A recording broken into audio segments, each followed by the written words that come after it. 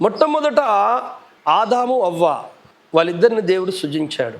మీరు దీన్ని తినుదినమున నిశ్చయముగా చచ్చెదరు. అంటే వీళ్ళు తింటారు కనుక తినకండి. అంటే తినకుండా ఉండే స్వభావము, తినే స్వభావము ఆదాములో అవ్వలో రెండు ఉన్నాయన్నమాట. పాపము చెయ్యకముందే, అతిక్రమము జరగకముందే, తినకముందే, పండు తినకముందే దేవుడు అంటున్నాడు తిన్ను దినమున నిశ్చయముగా చచ్చేద్దాం. అంటే తినేవాళ్ళు తినకుండా ఉండేవాళ్ళు తింటారు, తినకుండా ఉంటారు. అంటే ఈ రెండు స్వభావాలు వారి లోపల ఉన్నాయి. ఈ రెండు స్వభావాలు వారి లోపల దేవుడే పెట్టాడు. తినగలిగే స్వభావము, తినకుండా ఉండగలిగే స్వభావం. మళ్ళేమో మానవుడు నరుడు దేవుని స్వరూపములో చేయబడ్డాడు. దేవుని స్వరూపములో నరుడు చేయబడ్డ ఈ నరునికి అతిక్రమించే స్వభావం ఉంది, ఉండకుండా స్వభావం ఉన్నది. రెండు స్వభావాలు ఉన్నాయి. స్వభావంలో రెండు గుణములు. ఈ రెండు ఎక్కడి నుండి వచ్చినాయి? ఆదాముకి ఎక్కడి నుంచో రావడానికి అవకాశాలు లేవు. తప్పకుండా దేవుని లోపల నుంచే రావాలి. దేవుడు కూడా ఏం చేయగలడు, ఏం చేయలేడు. మానవుడు కూడా చేయగలగాలి, ఉండాలి. కనుక అతిక్రమించారు కనుక వాళ్ళు పాపులు అయిపోయారని సింపుల్గా చెప్పేస్తున్నాం మనం. వాళ్ళు పాపము చేశారు కనుక పాపులు అయ్యారండి. పుట్టుకతో పాపులు ఎవరు? అసలు ఆదామవ్వ పుట్టుకతో పాపులు కాదు. ఆదామవ్వ పుట్టుకతో పాపులని ఎవరన్నారండి? మొదటి నరులు పుట్టుకతో యథార్థవంతులు.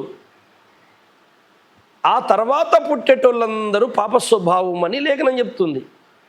అది ఎట్లనో, దానికి ఆధారాలేంటో, ఎన్ని కోణాలు ఉన్నాయో, ఎంత వివరించుకోవాలో మనం ముందు తెలుసుకుందాం. ఆదామవ్వ పాపము చేయగలిగే స్వభావము, చేయకుండా ఉండే స్వభావం రెండు ఉన్నాయి. అది తప్పు జరగకముందే ఉన్నాయి. మానవులోనికి ఈ లక్షణాలు ఎక్కడి నుంచి వచ్చినాయి అంటే ఈ ప్రకృతిలో ఎక్కడి నుంచి రాలే.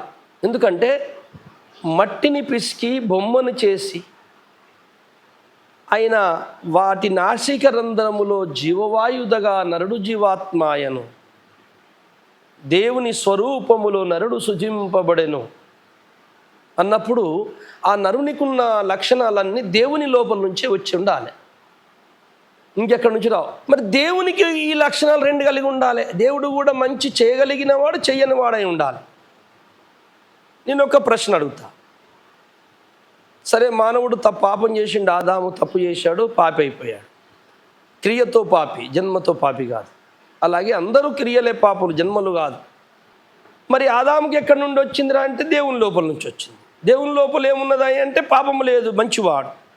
ఆదాము తప్పు చేశాడు. అయితే నేను ఒకటి అడుగుతా, దేవుడు పాపము చేయగలడా? ఒక్కసారి ప్రశ్న వేసుకుందాం.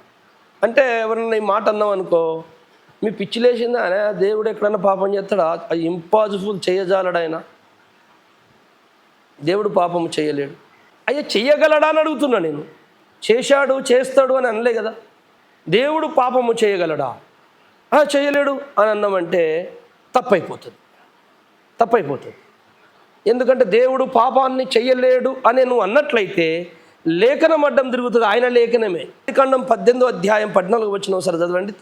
యెహోవాకు అసాధ్యమైనది ఏదైనా ఉన్నదా అంటే దేవునికి అసాధ్యమైనది ఏదీ లేదు. అన్నీ చేయగలడు దేవుడు. అంటే పాపము కూడా చేయగలడు. లేదు పాపం చేయలేడు ప్రభు, అన్నీ చేయగలడు, ఒక పాపమే ఆయనకు శాత కాదు అంటే మళ్ళీ లేఖనం తప్పు అయిపోద్ది. అన్నీ చేయగలడు, పాపం ఎందుకు చేయలేడు? అరే అవును పోయి, పాపం చేయగలిగితేనే మరి లేఖనం నెరవేరుతుంది. అన్నీ చేయగలడు, అసాధ్యమైనది ఏమీ లేదు, పాపము కూడా చేయగలడు. అప్పుడైతేనే ఈ లేఖనం నెరవేరుతుంది. దేవునికి చెయ్యరానివి, చెయ్యలేనివి ఏవీ లేవు. పాపము కూడా చేయగలడు దేవుడు, కానీ చెయ్యడు. అసలు పాపం అంటే ఏంటో దేవునికి తెలియదా? అన్నీ తెలుసు, కానీ చెయ్యడు. పాప సంబంధమైన దేవుడు ఎందుకు చేయలేడు? ఆయన స్వభావానికి విరుద్ధమైనది ఎప్పుడు చెయ్యడు. కానీ చెయ్యగలడా అంటే చేయగలడు. పోయి ఆయనకు పెద్ద లెక్కన పాపం చేసుడు, ఏదైనా చేయగలడు. కనుక చెయ్యగలిగే స్వభావము, చెయ్యలేని స్వభావము రెండు కూడా, ఆ రెండు లక్షణాలు దేవుని లోపల ఉన్నాయి. అదే ఆదాము అవ్వ లోపలికి వచ్చినాయి. మరి మోసం ఎక్కడ జరిగిందంటే దేవుని ఆత్మస్వాధీనములో కొనసాగుతున్న మానవుని హృదయము కట్ ఆఫ్ బంధము తెగిపోయి తెంపేటట్టు చేయగలిగితే నేను దేవుడు ఏది చేయలేకుండా ఉండగలుగుతున్న శక్తి ఈయన లోపల ఉన్నదో ఆ శక్తిని తొలగించి ఏదైనా చేయగలిగే శక్తి ఏదైతే ఫ్రీ విల్ అంటున్నారు, స్వేచ్ఛ ఆ స్వభావాన్ని నేను ఆధారం చేసి వాడిని నేను నాకు అమ్ముడు పోయేటట్టుగా చేసుకొని, నాకు బానిసగా చేసుకొని నేను ఏల్తా అని ఒక దుష్టశక్తి పన్నంగా మళ్ళింది.